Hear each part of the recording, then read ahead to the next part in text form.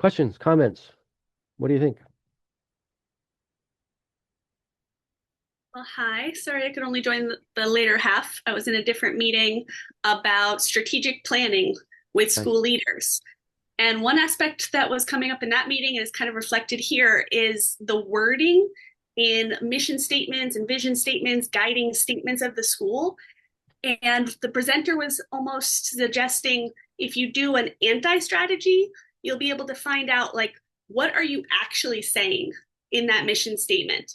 So, like your point about suffocating and not Right. allowing kids to access to drinking water, what is a school's mission statement actually trying to communicate? And I found Mm-hmm. that to be very interesting.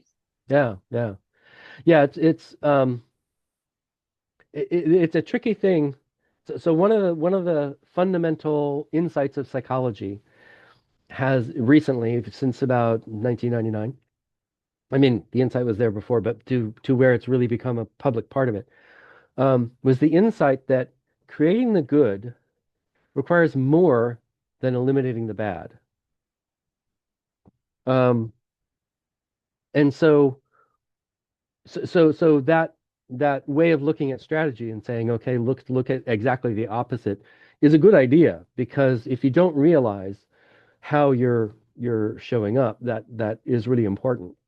So for instance, the idea that autonomy is a fundamental need and that children and your colleagues need it, then a principal needs to be really thinking about how are we, you know, how are we assigning people to their classes? Is it meaningful to them? Is it supporting their autonomy to be in this group arbitrarily, or would it be more productive to have them involved in some level of making choices?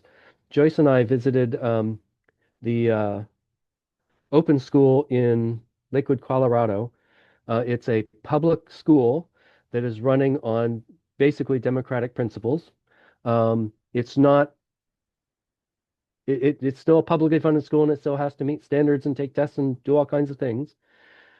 But one of the things they do is that they have an incredible process of uh, creating a schedule where kids can offer course, have offerings, but they have to go through this amazing, difficult process of creating a schedule because everybody's input is relevant and counted.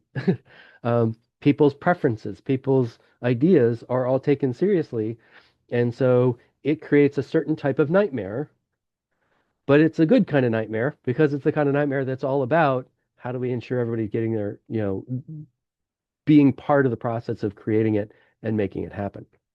Um, I don't know. I was, during my tours and visits, I was mainly uh, engaged with teenagers.